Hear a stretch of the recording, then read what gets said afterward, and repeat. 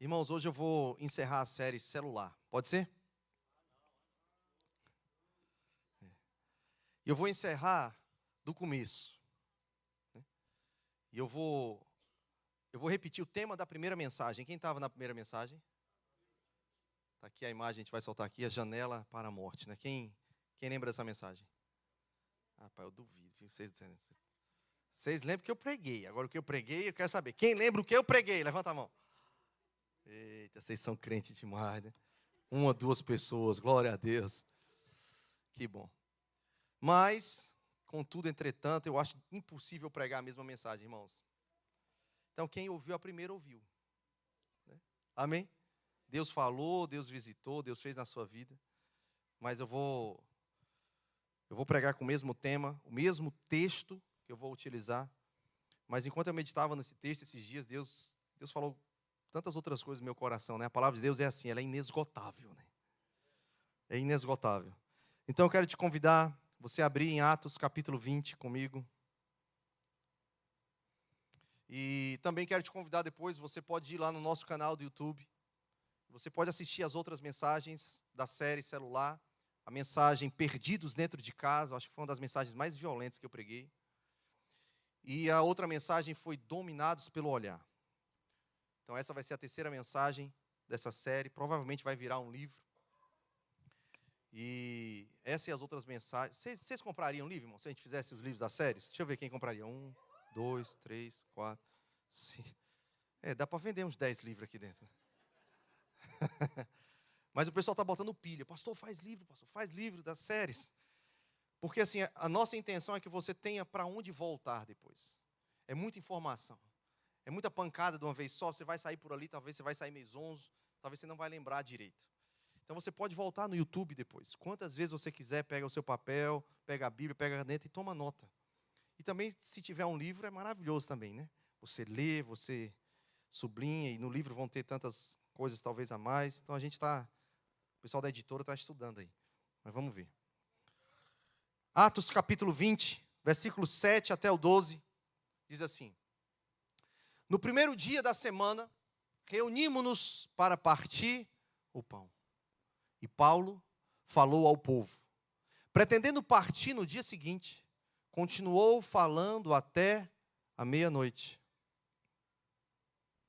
Havia muitas candeias no piso superior onde estávamos reunidos. Um jovem chamado Eutico, que estava sentado numa janela, adormeceu profundamente durante o longo discurso de Paulo. Vencido pelo sono, caiu do terceiro andar. E quando o levantaram, estava morto. Paulo desceu, inclinou-se sobre o rapaz e o abraçou, dizendo: Não fiquem alarmados, ele está vivo. Então subiu novamente, partiu o pão e comeu. Depois, continuou a falar até o amanhecer e foi embora. Levaram vivo o jovem, o que muito os consolou. Obrigado, Senhor, pela porção da Tua palavra. Obrigado pelo privilégio que nós temos a Bíblia, Senhor, nas nossas mãos aqui. Podemos ler as Escrituras. Obrigado porque a Tua palavra ela é viva. Ela não é um livro histórico, não é um livro de filosofia, de antropologia, de sociologia. Ela é a palavra de Deus. Ela é mais cortante do que uma espada de 2 gumes, aptas para discernir pensamentos e propósitos do coração. E ela vai cortar as nossas vidas hoje à noite, trazendo cura, salvação, libertação, arrependimento, que a Tua palavra, que o Senhor diz, nenhuma palavra que o Senhor libera volta para Ti vazia, sem antes cumprir o propósito pelo qual ela foi enviada. Nós Te agradecemos e pregamos a Tua palavra nessa fé e nessa confiança em nome de Jesus. Amém, irmãos? A série celular tem sido uma série muito prática, muito contextualizada, porque a gente está falando de uma dor e de um problema de todos nós. Nós somos mais de 8 bilhões de habitantes hoje na Terra. 8,01 bilhões de habitantes na Terra. E desses 5,16 bilhões de habitantes, eles acessam a internet todos os dias. Eles estão conectados. 64,4% da população mundial está conectada na internet diariamente. 6 horas e 37 minutos por dia, uma média. Em média, como eu tenho dito, pode ser Um pouco menos, um pouco mais. Né? Agora, desses que estão acessando a internet diariamente, irmãos, as estatísticas dizem que 5,4 bilhões de pessoas na Terra hoje têm um celular. É muita gente, né? Muita gente acessando a internet, muita gente usando o celular. E a maior parte do tempo que as pessoas estão usando os celulares estão nas redes sociais. E mais de 6 horas por dia na internet. Das pessoas que estão na internet diariamente, 92,3% dos usuários da internet diários estão acessando a internet por um celular. Não é mais um desktop, não é um computador, não. Eles estão acessando a internet por um smartphone, um celular. E eu trouxe também a realidade de que hoje nós temos 255 bilhões de aplicativos que foram baixados no ano de 2022. 255 bilhões de aplicativos baixados. O primeiro aplicativo mais baixado do mundo entre janeiro e dezembro do ano passado foi o, quem lembra? Instagram. Ou Instagram. Assim? Quem fala inglês aí? Instagram. O segundo é o... Como é que é? Alguém já faz uma dancinha aí? Já gravou uma dancinha? Não? Irmãos, eu acho engraçado. Às vezes você está andando no meio da rua. Eu vejo demais. Vocês veem também? Só eu que vejo. Tem gente dançando no meio da rua, cara. Quando você vai ver, ou o celular está em algum canto, ou tem alguém segurando para ela estar fazendo uma dancinha para o TikTok. E aí o terceiro é o Facebook, o quarto é o WhatsApp, depois o Snapchat. Né? Tem uma galera que já não usa o WhatsApp. É Snapchat. Quem só usa Snapchat aqui? Levanta a mão aí. Levanta a mão. Galera aqui, ninguém usa Snapchat. Acho que é a galera do Link, né? Mais a galera do Link também. Vocês usam Snapchat. Tem a galera que não usa mais o WhatsApp, já está no Snapchat. Então lá eles também têm conversas, vídeos, um tanto de coisa, né? E eu falei na primeira mensagem 16 danos do uso excessivo do celular, que eu não vou falar e mergulhar neles aqui agora. Eu vou me concentrar em outras coisas. Mas eu vou só citar os 16 danos. Pode ser? Quem veio, quem anotou, maravilha. Quem depois quiser o esboço, me pede. E eu penso que se vou te dar ou não. Mas vamos lá. O primeiro dano para o uso excessivo de celular, certo? É desperdício de tempo. Ok? São, no mínimo, 6 horas e 37 minutos que a gente está no celular. Segundo, isso sabota o nosso propósito e a nossa produtividade diária. Ok? Terceiro, isso, tem alguns artigos aqui que eu posso te dar depois que falam que o uso excessivo de celular está mexendo no cérebro da pessoa, afetando o cérebro das pessoas e a capacidade de foco, de concentração. Ok? O vício no smartphone, ele é causado porque quanto mais você usa, mais dopamina o seu cérebro ele libera, porque são recompensas instantâneas, imediatas, naqueles stories, nas notificações, isso vai liberando e vai tornando vicioso. Tanto é que as pessoas falam que o celular ele é agora o novo cigarro do vício que causa, né? Quarto dano, roubo de criatividade. Quinto dano, bloqueio de relacionamentos. As pessoas já não conversam mais olhando no olho, não gastam tempo na mesa. As pessoas estão conversando, mas elas não estão não estão de corpo e alma naquele momento. Está talvez com os olhos na tela, os ouvidos talvez em um vídeo, enquanto alguém aqui está falando. Só Deus sabe o quê. Então, relacionamentos superficiais. Sexto dano é que a gente começa a se comparar com a vida dos outros. Isso tem causado muita depressão e ansiedade na nossa geração. Nós vemos a geração mais depressiva e ansiosa que já existiu na Terra. E uma das causas, os estudiosos falam, é pela comparação que você faz com a sua vida, com a realidade de outras pessoas na internet. Sétimo dano é o roubo da pureza das crianças. E na mensagem passado eu falei sobre pornografia, eu falei muito sobre pornografia. A idade que os pais estão dando o celular para os filhos. E as crianças estão vendo desenhos e acessando tantas realidades que está tirando a pureza da criança. E, infelizmente, isso é uma realidade muito próxima de muitos de nós aqui. Os nossos filhos estão acessando ou está surgindo na tela do celular deles tantas propostas, tantos sites, tantas coisas terríveis. Alguém sabe o que eu estou falando aí? Fala comigo, por favor. Não me deixa sozinho aqui, gente, por favor. O 8º dano é causa de muito divórcio, quebra de aliança, adultério. 66% dos homens dentro de igreja, irmãos, eu estou pregando para nós, dentro de igreja. 66% dos homens dentro de igreja acessam sites pornográficos no seu celular. E 33% das mulheres também, diariamente, estão acessando pornografia do seu celular. 56% dos casamentos terminados em divórcio. As pessoas dizem que uma das causas é o uso do celular excessivo e acesso à pornografia. 9º dano é o abismo geracional entre pais e filhos. Nós crescemos numa geração de órfãos e pais vivos. As crianças não precisam mais estar nas ruas ou numa casa de acolhimento chamada orfanato. Elas estão abandonadas dentro de casa, na frente de um smartphone.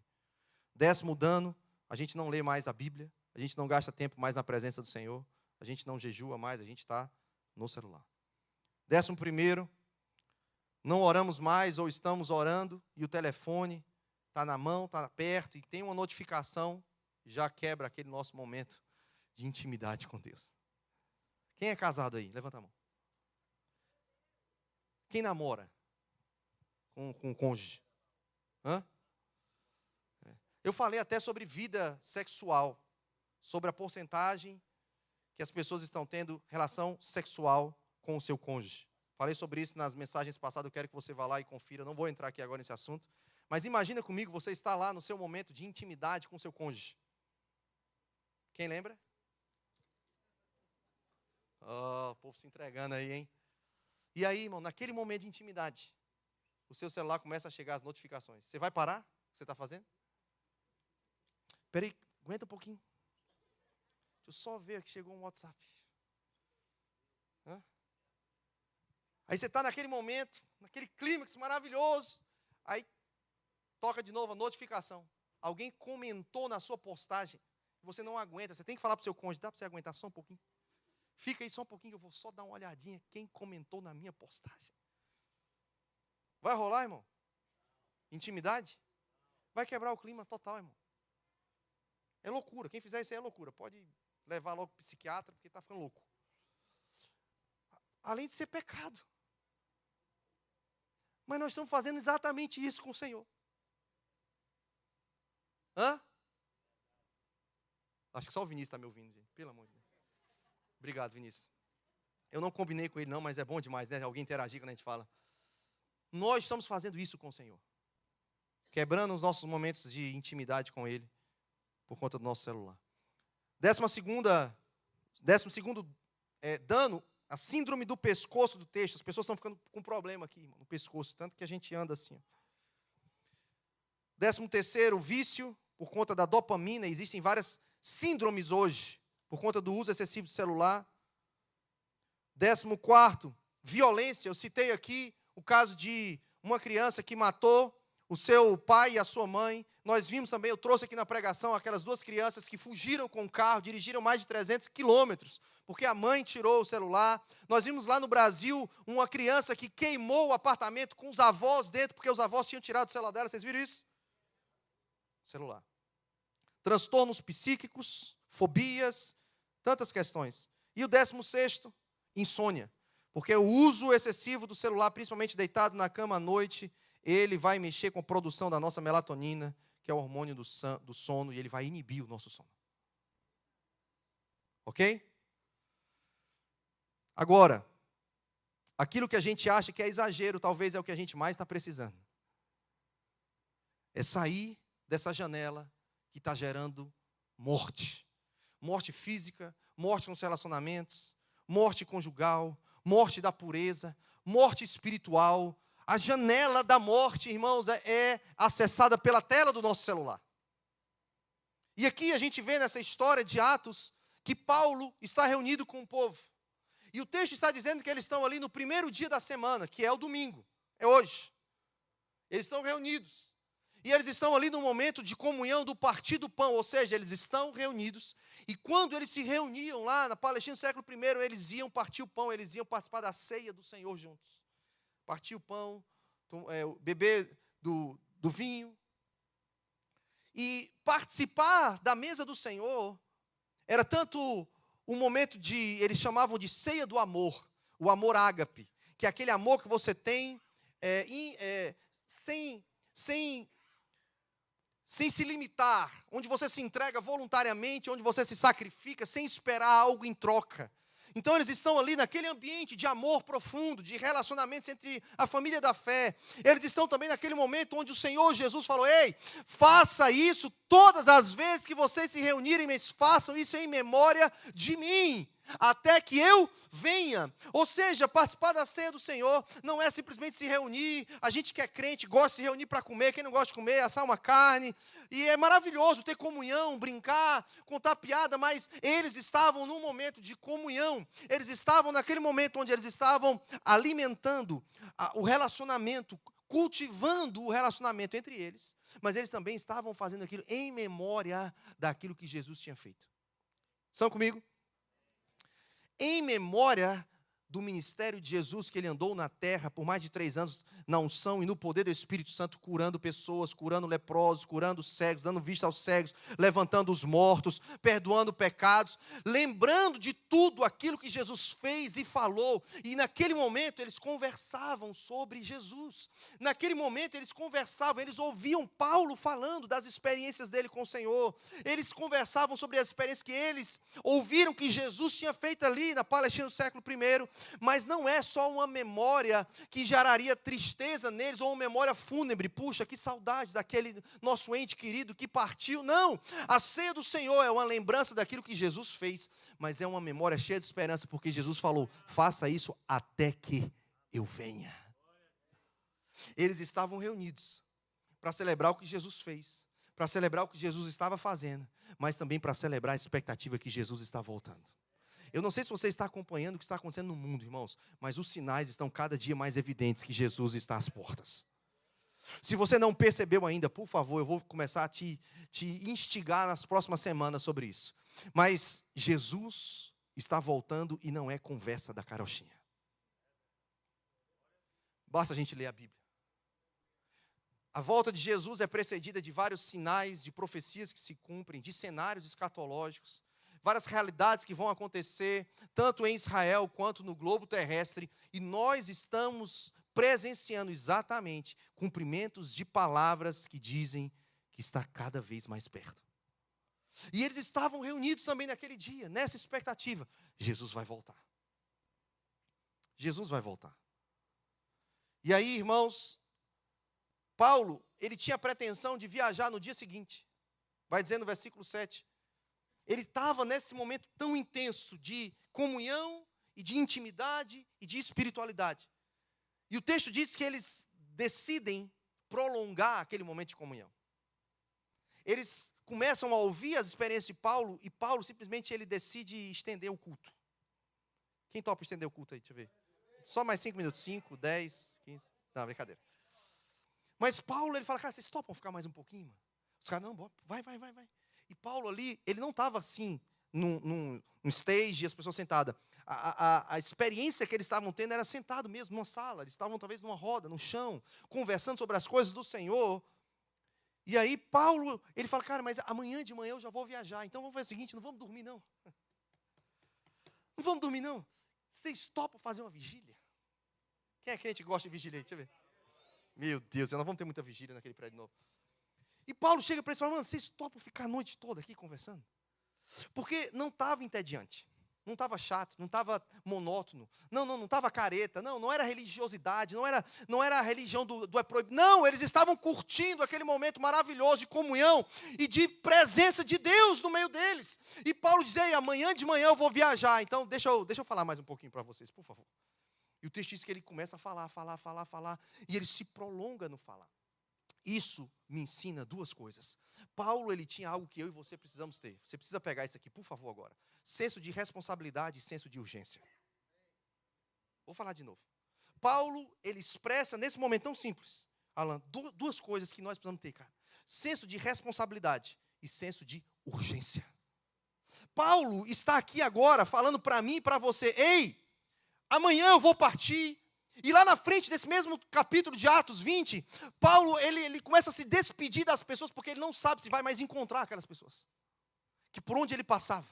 Ele estava sentindo que estava chegando o momento dele. Então isso gera em Paulo um sentimento de responsabilidade. Por isso Paulo vai escrever um pouquinho mais para frente do texto que a gente está lendo, no versículo 24. Porém, solta para mim aí o 24, por favor. Olha o que Paulo fala. O senso de responsabilidade e de urgência que Paulo tem. No versículo 24, olha o que ele diz. Todavia, não me importo nem considero a minha vida de valor algum para mim mesmo. Pelo amor de Deus, irmão. Não. Tem gente que prega exatamente o contrário. Vem para a igreja. A sua vida é preciosa. Vem para cá que Deus vai realizar todos os seus sonhos. Vem para cá que você vai ter todas as mansões, todos os carros que você queria. Você vai na Disney, vai ter até o Annual Pass da Disney. Vem para cá que Deus vai fazer isso. Não! Não é, irmãos, não tem a ver comigo, com você, o evangelho. Nós não estamos aqui para prometer nada para ninguém. Pelo amor de Deus. Não, irmãos, nós não estamos aqui, Silvio Santos jogando quem quer dinheiro. Não. Nós não estamos aqui entreter ninguém, irmão. O evangelho tem a ver com isso aqui, irmãos. Todavia, não me importo nem considero a minha vida de valor algum para mim mesmo. Se tão somente puder terminar a corrida e completar o ministério que o Senhor Jesus me confiou de testemunhar do evangelho da graça de Deus. Essa era a ambição de Paulo. Por quê? Porque ele tinha um senso de responsabilidade, ele tinha um senso de urgência. Eu não tenho tempo a perder. Eu vou embora amanhã de manhã. Então eu tenho que falar tudo que eu posso falar para depois Deus não cobrar de mim que eu não falei o que eu tinha que falar. Eu tenho que falar. Eu não sei se eu volto, não sei se eu passo aqui de novo. Eu não sei se eu vou ver vocês de novo. Então há sobre mim um peso de responsabilidade. Deus me chamou. Quando eu estava indo para Damasco, perseguindo, matando cristãos, Jesus apareceu para mim. Então, eu não posso fazer outra coisa na minha vida, a não ser fazer o que Jesus mandou fazer. E para isso, eu tenho que abrir mão. Abrir mão. E ele fica a noite toda, irmãos, ele prolonga a noite toda. E o discurso de Paulo, ele fala no versículo 21, que ele diz, por onde ele passava, ele pregava arrependimento. Paulo foi um dos maiores mestres da Bíblia. Ele escreveu a maior parte dos livros do Novo Testamento, foi Paulo. Mas uma coisa Paulo sempre pregava. Um tópico que estava em todos os sermões, todas as aulas de Paulo era arrependimento. E ele estava lá. O senso de responsabilidade dele, o senso de urgência, Jesus está perto de voltar. E eu estou perto de partir. Porque, irmãos, ele não sabia mais quanto tempo ele tinha. Você sabe quanto tempo você tem? Não, eu sei quanto tempo eu tive. Agora, quanto tempo nós vamos ter? Quem sabe? Ninguém sabe, irmãos. Isso já era o suficiente para gerar em nós um senso de urgência e responsabilidade. Perdoar quem a gente tem que perdoar. Se perdoar. Fazer a vontade de Deus. Não, eu vou começar a fazer a vontade de Deus, pastor, quando eu me aposentar e comprar um RV. Aí eu vou viajar para os Estados Unidos, dentro do meu RV, super confortável, fazendo umas mission trips. Não, isso é conversa fiada para quem não quer fazer a vontade de Deus agora. Quem não entendeu agora o que é o evangelho agora precisa trazer para mim e para você, irmãos, arrependimento. Eu não vivo mais para mim. O evangelho não tem a ver com frequentar uma igreja evangélica gospel. O evangelho tem a ver, irmão, com pregar o arrependimento. Jesus veio para morrer pelos nossos pecados. Jesus não veio começar uma nova religião. Jesus veio porque sem Jesus nós estávamos condenados para o inferno. Está amarrado, pastor, está falando de inferno, está ficando ruim a pregação. Não, a gente só pode pregar a Bíblia, irmãos. Todo mundo quer ir para o céu, mas ninguém acredita que existe inferno ou prefere não acreditar. Mas sem Jesus, Romanos 1 vai falar, todos pecaram. Ah, pastor, mas fulano é tão bom. Ele não mata, ele não rouba, ele não faz nada de mal. Ele só não tem Jesus. Oh, meu Deus. Quem já ouviu alguém falar isso aí? Não, irmãos. Sem Jesus, nós não somos nada. Eu falo isso direto para os meus filhos. Sem Jesus, papai não consegue ser o marido que a sua mãe precisa. Sem Jesus, o papai não consegue ser o pai que vocês precisam. Sem Jesus, irmãos, eu sei quem eu era. Quem sabe quem era sem Jesus aí? Não tinha ninguém bom, não, irmão. Não tinha ninguém bom. E Paulo, ele está dizendo, ei, por onde eu passo eu vou pregar arrependimento. Por quê? Porque há um senso de responsabilidade. Eu tenho que alcançar pessoas do jeito que eu fui alcançado. Eu tenho que alcançar o maior número possível de pessoas. Há um senso de responsabilidade, mas de urgência. Sabe por quê, irmãos? Porque as pessoas estão clamando por Jesus, elas estão procurando salvação, mas às vezes em lugares errados. Há um clamor dentro das pessoas, sabe por quê? Porque o pecado, quando vem na nossa vida, o pecado ele destrói, irmão. O pecado ele tem aparência de prazer, de gostoso, de atraente, mas ele mata. Romanos 6:23 diz que o salário do pecado é a morte. O salário do pecado não é a promoção, não é a riqueza, não é a fama, não é o prazer, não é o conforto, não é a influência, não é o status. Não, o salário do pecado continua sendo, como diz Romanos 6:23, a morte. É morte dos sonhos, morte dos relacionamentos, para muitos morte da saúde física, para alguns morte prematura fisicamente, para muitos outros morte da relação dele com Deus, morte espiritual, é morte de casamento, é morte da relação entre pais e filhos. O pecado, irmãos, ele só traz desgraça, ele prende as pessoas querem ser libertas, elas não conseguem, elas querem parar de mentir, elas não conseguem, elas querem parar de ver pornografia, elas não conseguem, elas querem parar de adulterar, elas não conseguem, porque há uma força, há uma corrente, há uma prisão, mas nessa noite é noite de libertação, irmãos. Nessa noite, a palavra de cura, de salvação, porque nós não somos um lugar de entretenimento no domingo à noite, nós ainda somos a igreja de Jesus, a instituição mais poderosa da face da terra, a única instituição que prega a mensagem que pode salvar o perdido, perdoar o pecador, curar o enfermo, libertar o cativo. É a igreja de Jesus pregando a palavra de Jesus. E Paulo está fazendo isso desesperadamente, sem querer perder nenhum minuto, e por isso ele não dorme. Paulo pensou, cara, eu prefiro ficar sem dormir, mas ter mais tempo para alcançar pessoas para Jesus. E aí, em meio a tudo isso, tem um jovem, de nome Eutico. A palavra Eutico significa afortunado.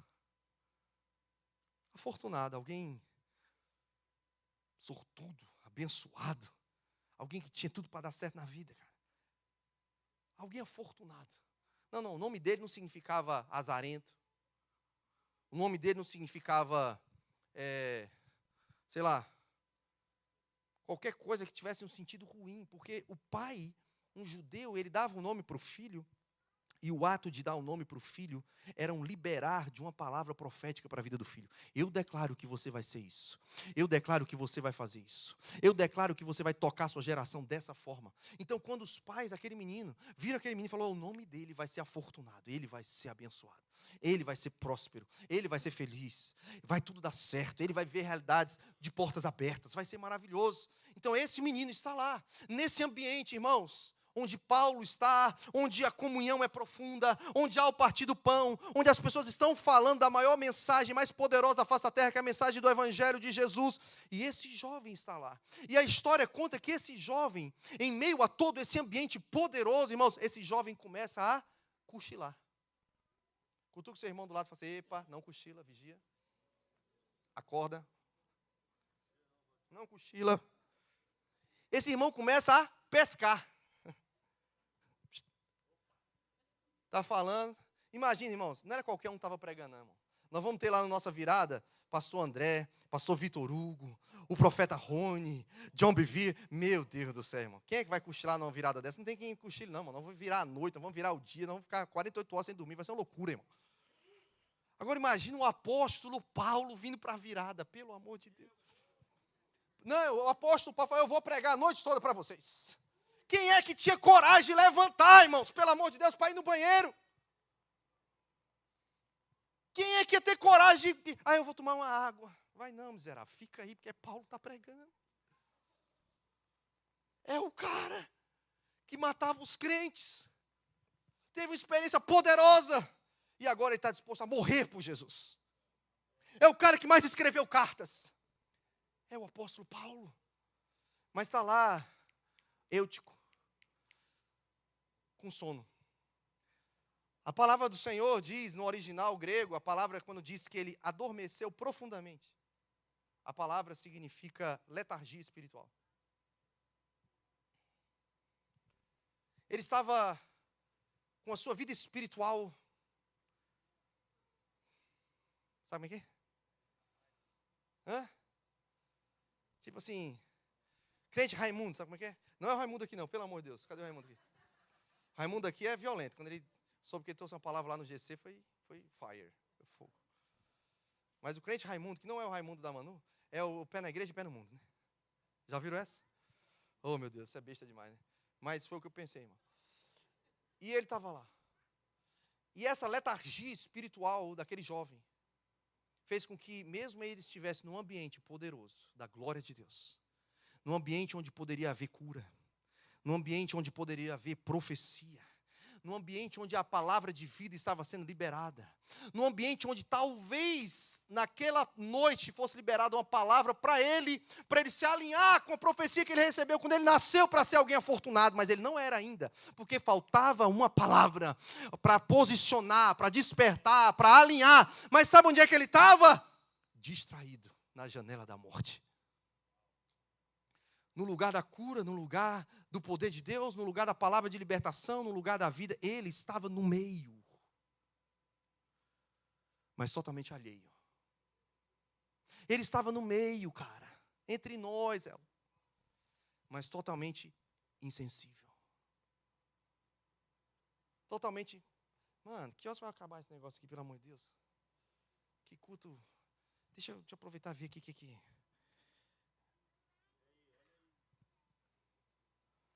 Eutico estava lá, na janela da morte. A ceia acontecendo, a palavra sendo ministrada, mas ele se deixa vencer pelo sono. E cai da janela, e o texto diz, do terceiro andar. Do terceiro andar.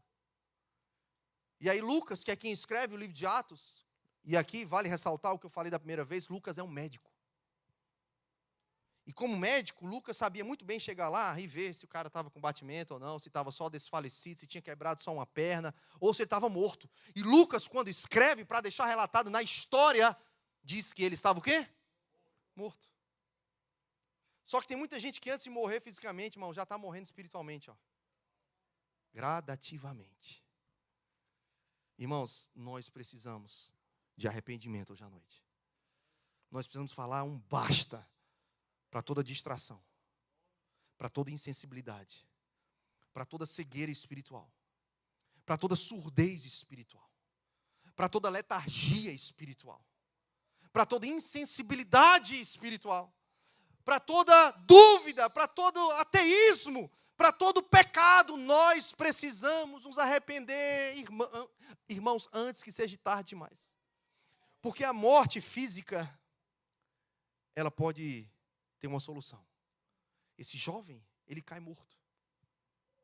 E aí Paulo vem e a história diz que ele desce, se inclina, abraça o jovem e tranquiliza as pessoas dizendo, fica tranquilo.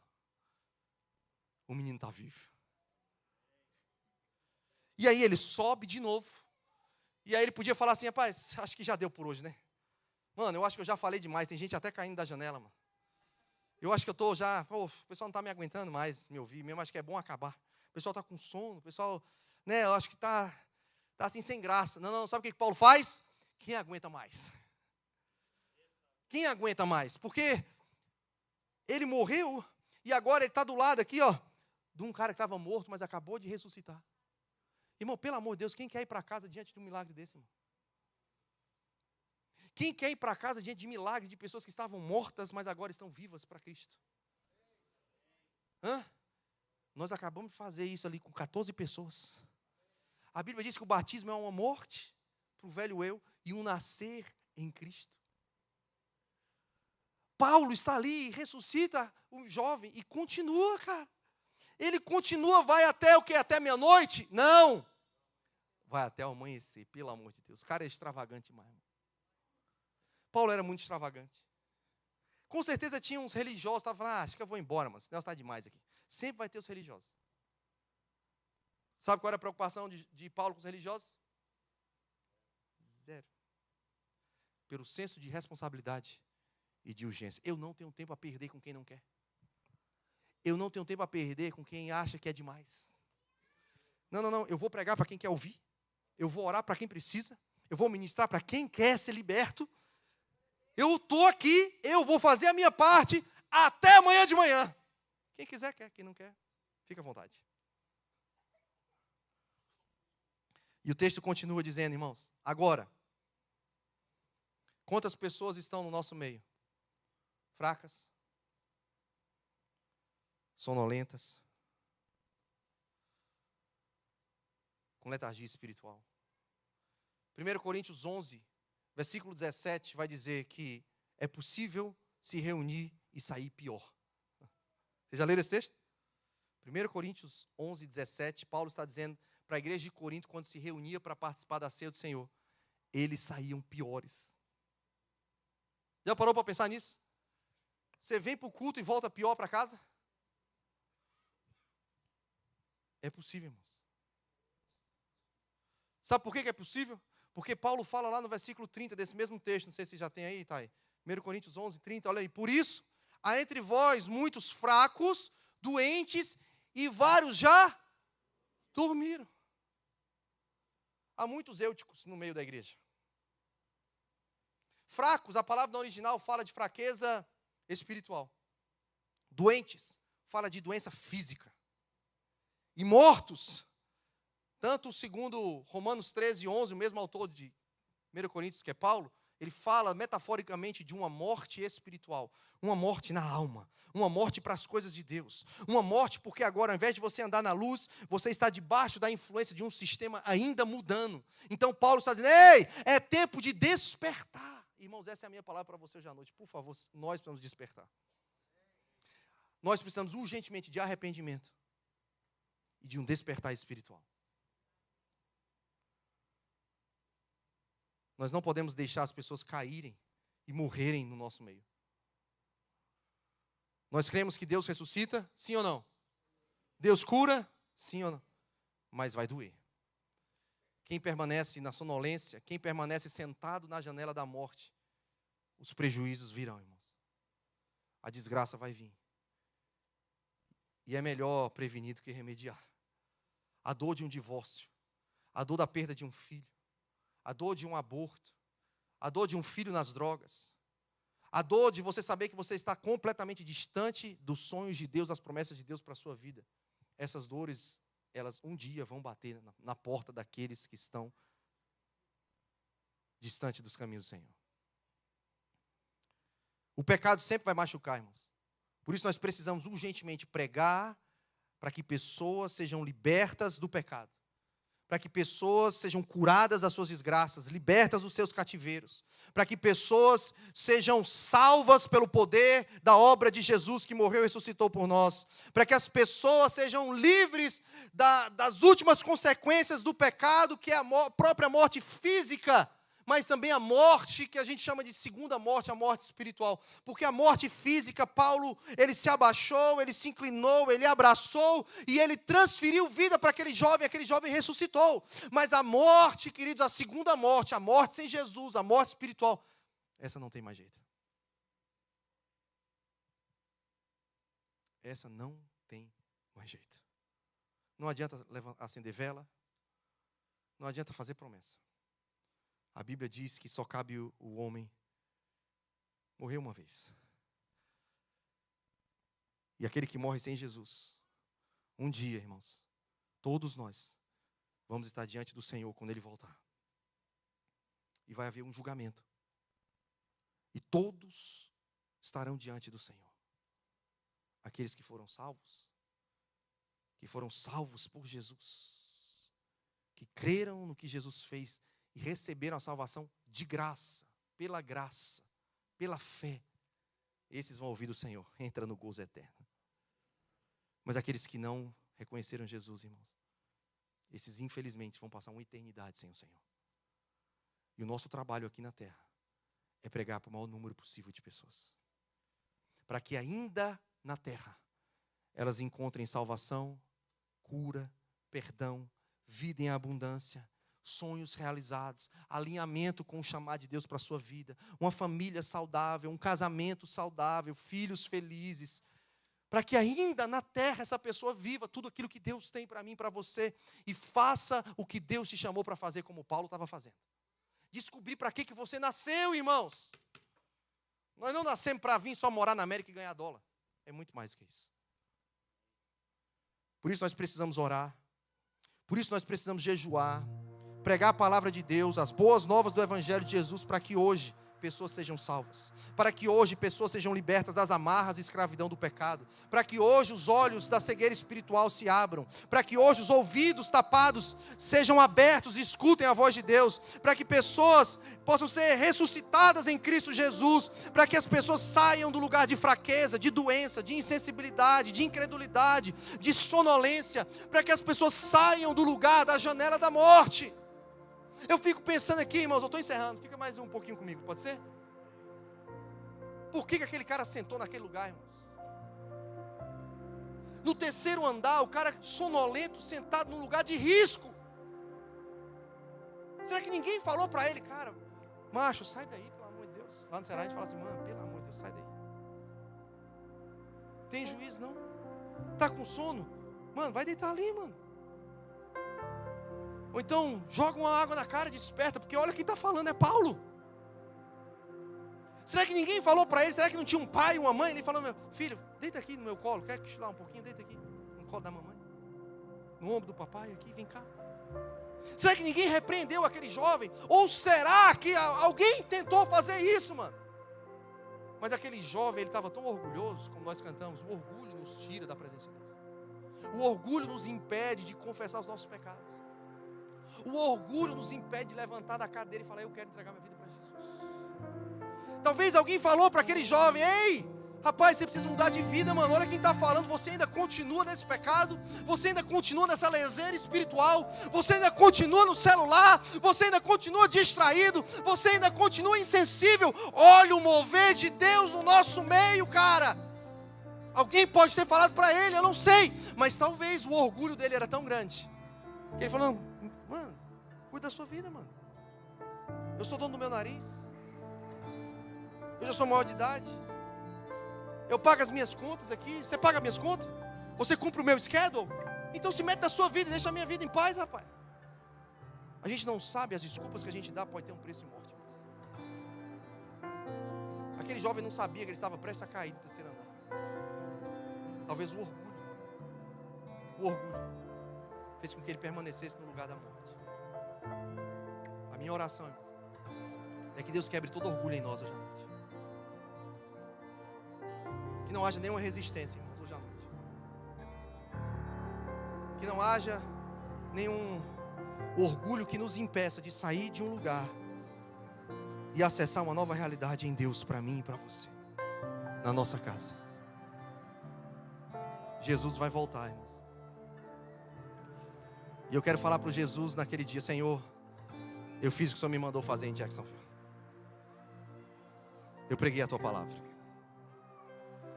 E eu quero, irmãos, com todo o meu coração, batizar o maior número possível de pessoas. Discipular o maior número possível de pessoas. Ver a maior quantidade de grupos nos lares possível. Porque os dias estão se abreviando. Aquele jovem não sabia, ele estava prestes a morrer. Nós não sabemos quantos dias nós temos para curtir a nossa esposa, para curtir os nossos filhos, mas para fazer a vontade de Deus, principalmente. E todos nós um dia vamos prestar conta para o Senhor. Quero que você feche seus olhos comigo por um instante.